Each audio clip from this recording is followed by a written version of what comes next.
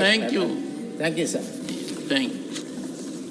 Honorable Finance Minister to reply.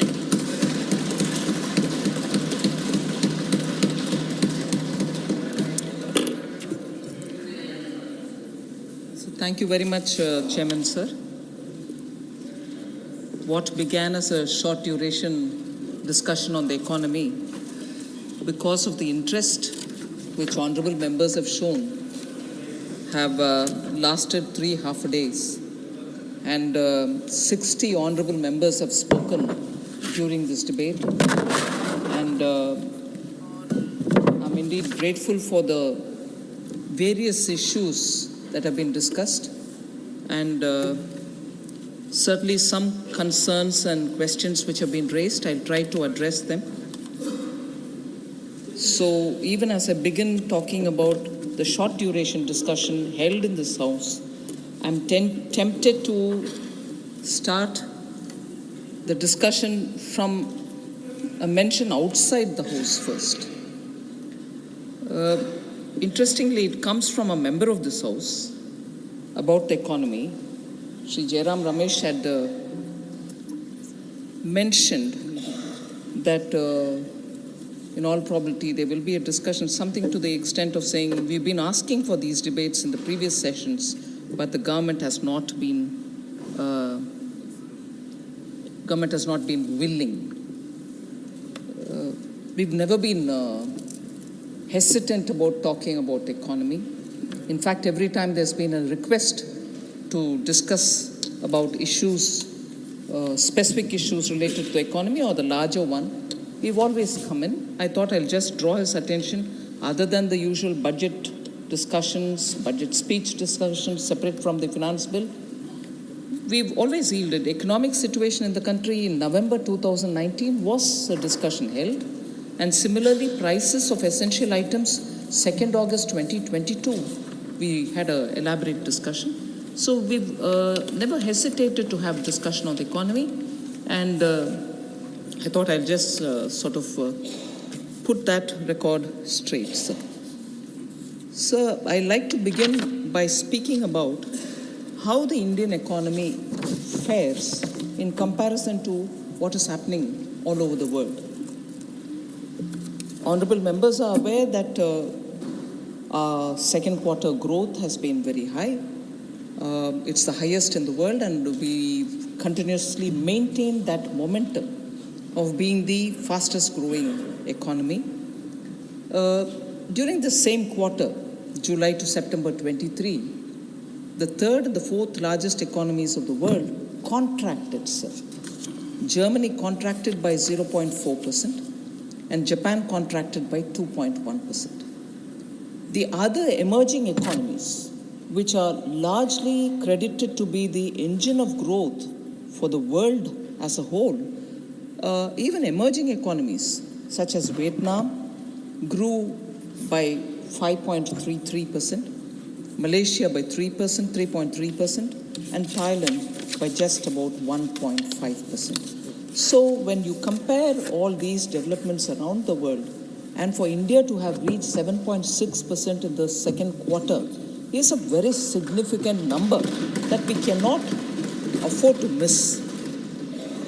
In just last 8 years, sir, India has become the 5th largest economy from being the 10th largest in 2014. So just in these last 8 years, we have reached the 5th largest in size. Sir, the activities are all across the economy. It's not as if one sector is doing well and on the back of that, because the temptation is to say that the services sector, particularly given the fact that the service sector in its software services and the newly coming in global capacity centers and so on, gives us the feeling, and also because the contribution of the service sector to the GDP is very high, touching almost 60%, there is a temptation to think, is this growth on the back of only one sector, whereas it's not. All sectors are growing and growing significantly for us to notice it. So because of the Make in India program and also because of the Prime Minister's production-linked incentive schemes, the manufacturing sector is also now significantly contributing to the economy. The manufacturing sector has registered the highest growth of 13.9% in quarter 2 of this year. Now, if that is one other point that we would like to notice, there is this emphasis that I like to place on the Purchasing Managers Index. Manufacturing number itself is 13.9% growing, but the Purchasing Managers Index in November 23 was 56, which is in the expansionary territory. Now, PMI has been in the expansionary territory for more than 29 consecutive months. So the sustained growth of manufacturing is very indicated by that.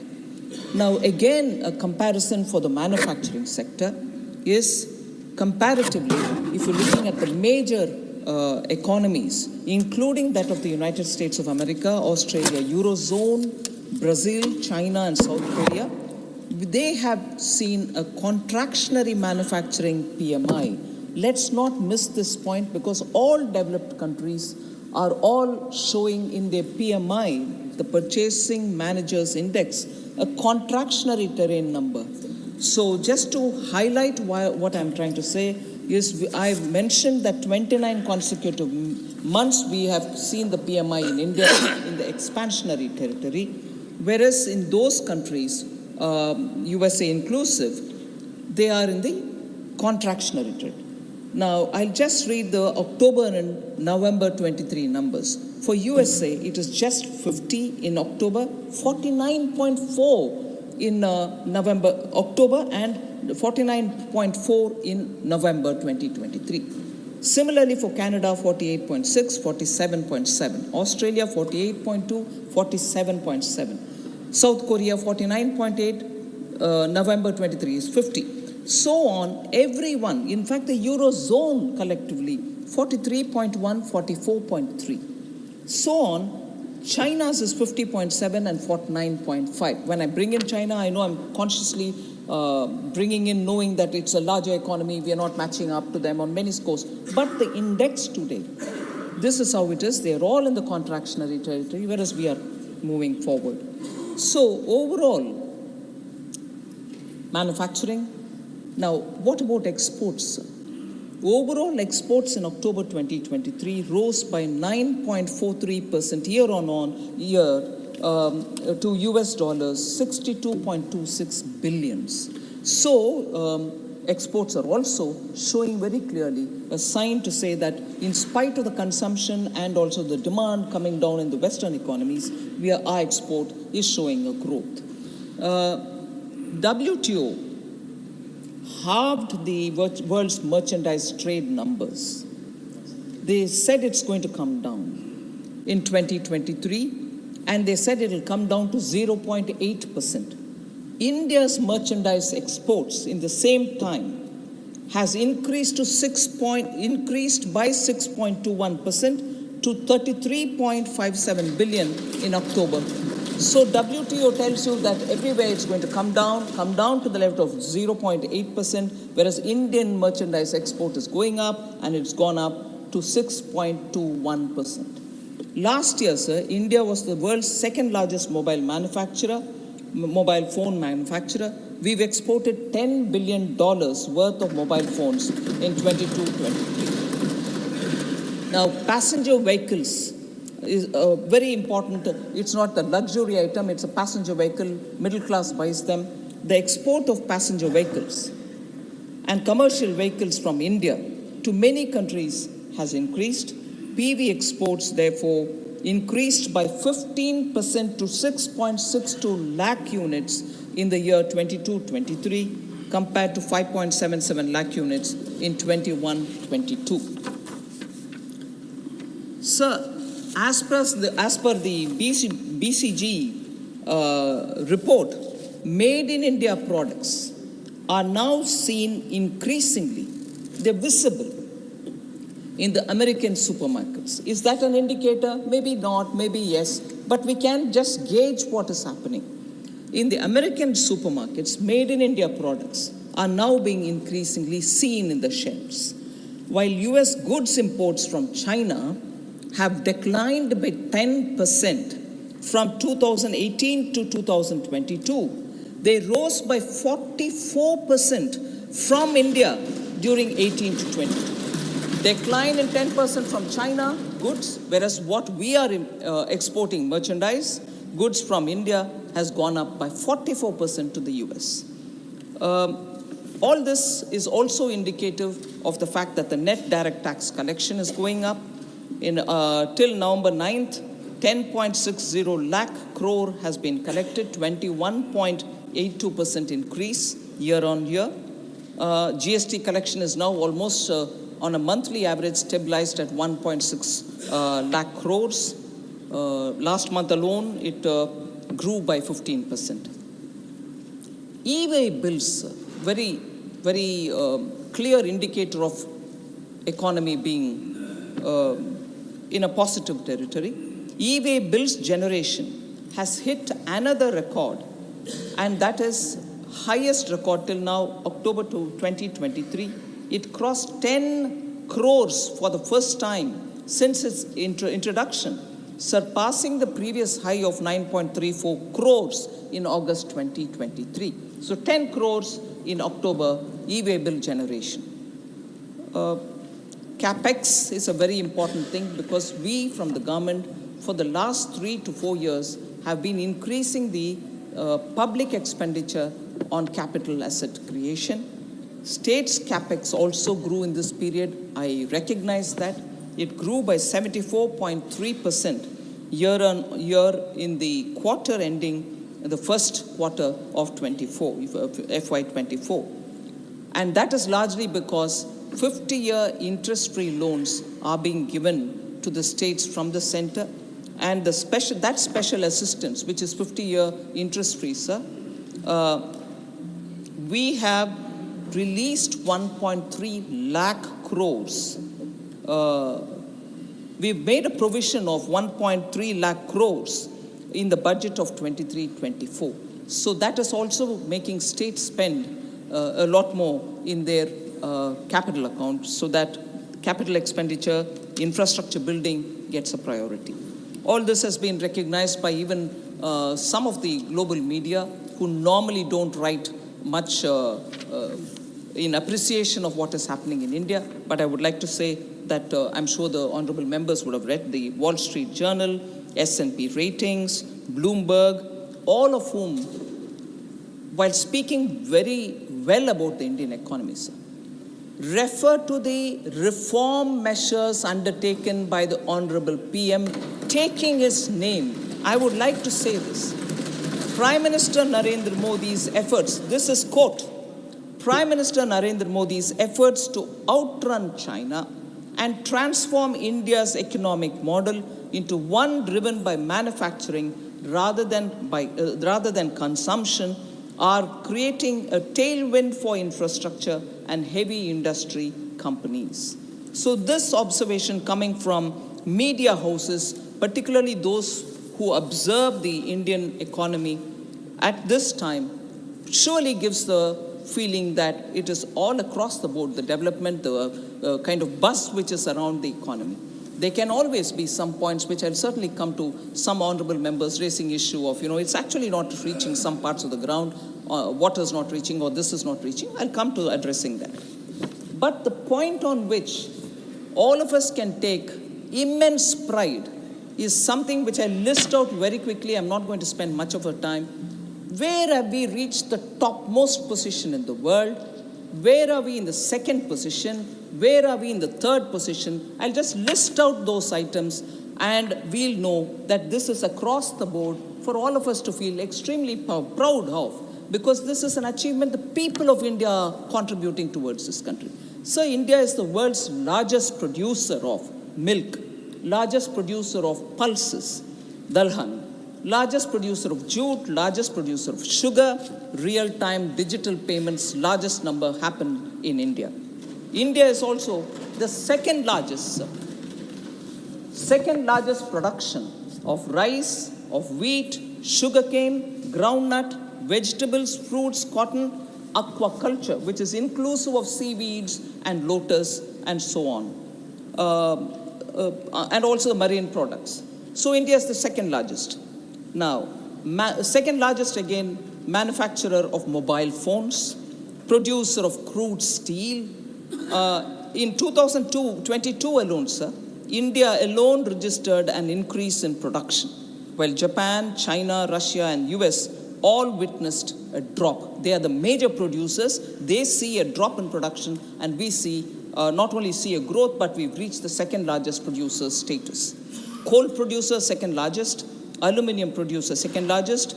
And also, India is the second sought after manufacturing destination globally, and this is because of a research which comes from Cushman and Wakefield. So the third position, I'll stop with the third, but then, and also one more on the fourth. Third position, sir, India has reached the third position in being the biggest producer of fish and fish products, fish-related products. 8% of global production happens here. Startup ecosystem, third largest. Automobile market, third largest. Pharmaceutical industry, third largest. Power producer, third largest power producer.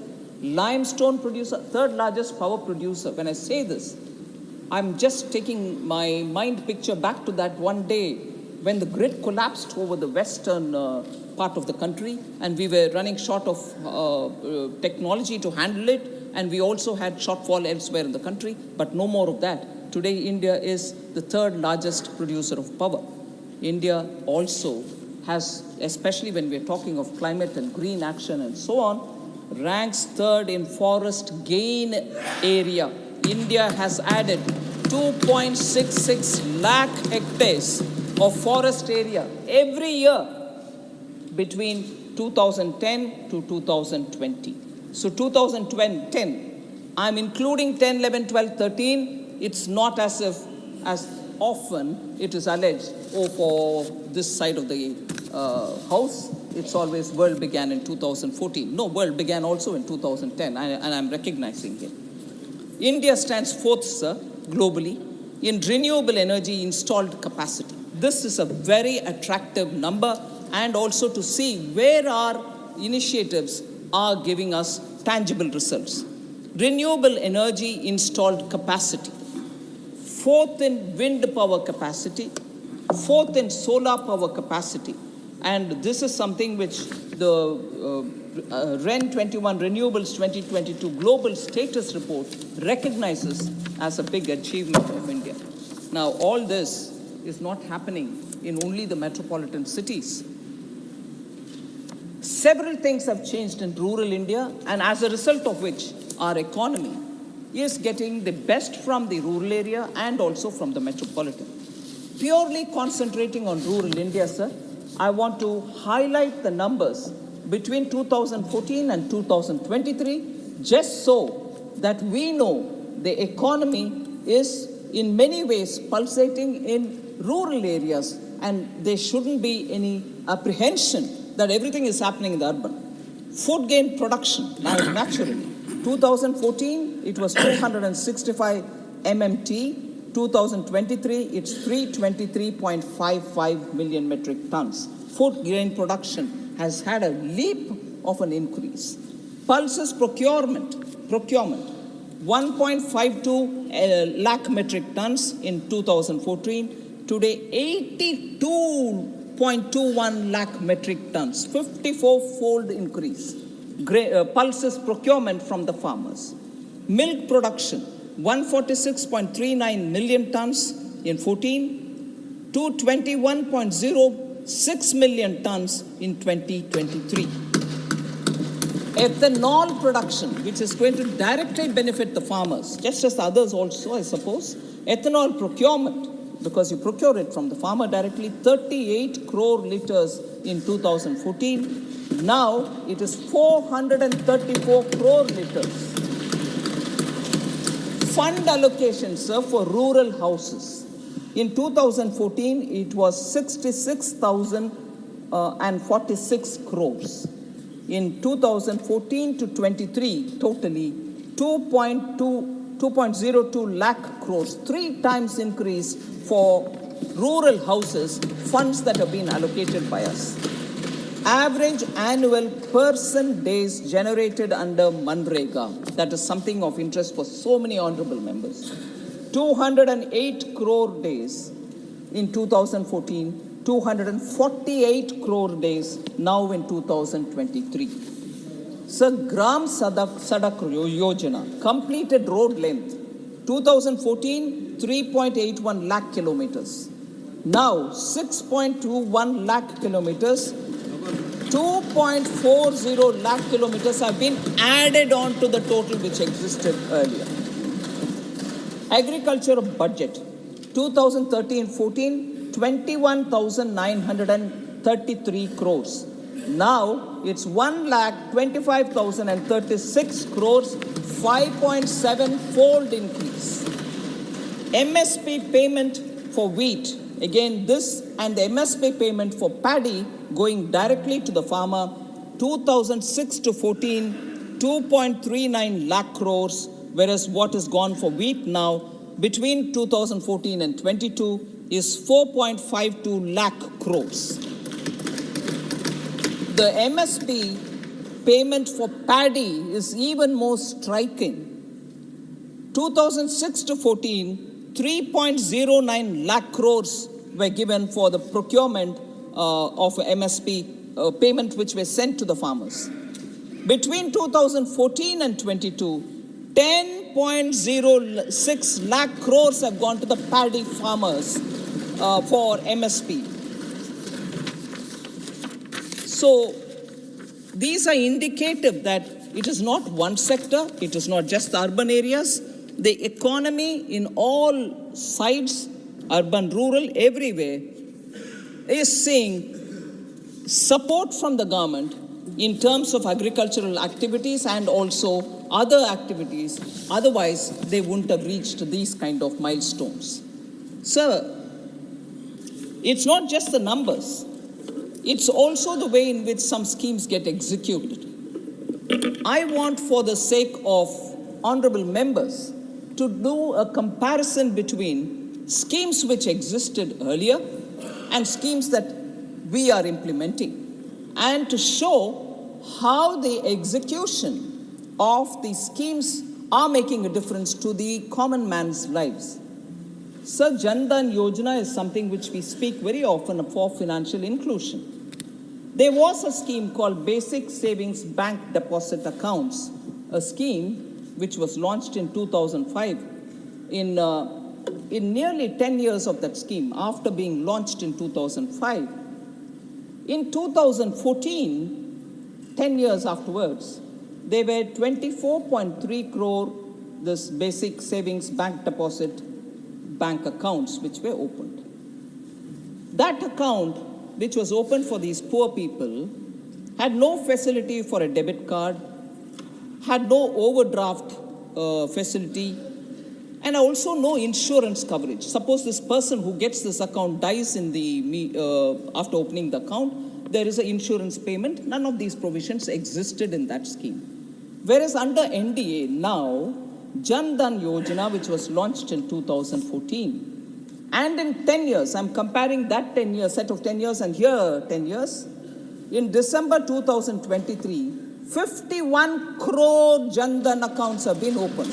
Compare the 24.3 crore, which had no other highlights, whereas here with the highlights. What are the highlights here? KYC have been made easy, debit cards and UPI payments have been made, 10,000 rupees overdraft without collateral is provided for that account, and accident insurance cover is also provided. So, just want to show that looking at a recipient, the beneficiary who lives in a village, who needs financial inclusion, not just opening of an account, but also coverage, and also for him to do his business further with working capital. This scheme and that scheme, I just want to highlight. So in a way, I'm going to call these Naam Ke Vaste scheme, which existed earlier, find life now and actually reach the right kind of target in the beneficiary's name. So BSBD accounts were naam ke vaste. Pension, again naam ke vaste. Launch it, forget it. Swalamban scheme launched in 2010. 2010. In 5 years, they had 29.42 lakh accounts opened. That is, in 2014, they ended up with only 29.42 accounts. Now, Swalamban scheme is what is Atal Pension Yojana, launched in 2015, 8 years only, and in 8 years, I'm comparing that with this, 5.95 crore subscribers have come into this scheme. 20 times more than Swalamban. Again, a Naam Ke Vaste's program, it is brought in and then left where it is. But if you invoke something here, they will say, oh, we've launched it, you don't credit us. Credit we will, but this is the performance. Jan Aushadhi Kendras. Jan Aushadhi scheme again was launched in 2008, sir. And in 2014, they had only 80 stores, 80 stores.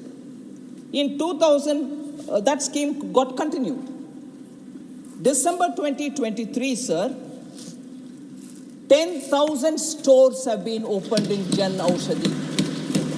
Where is 10 and where is this?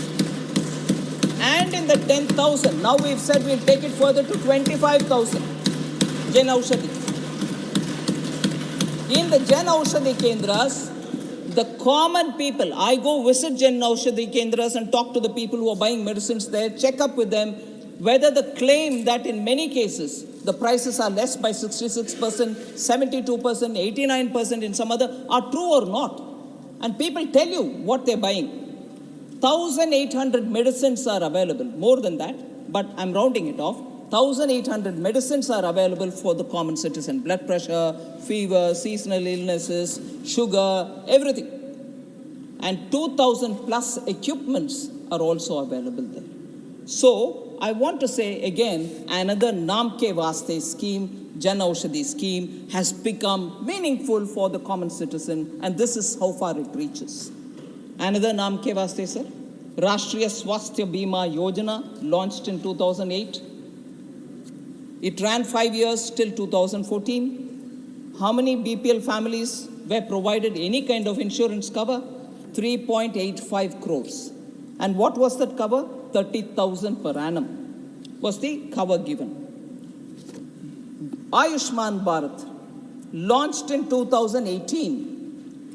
By December 2023, 27.89 crore individuals have been provided health insurance cover, and that is 5 lakh an annum per family.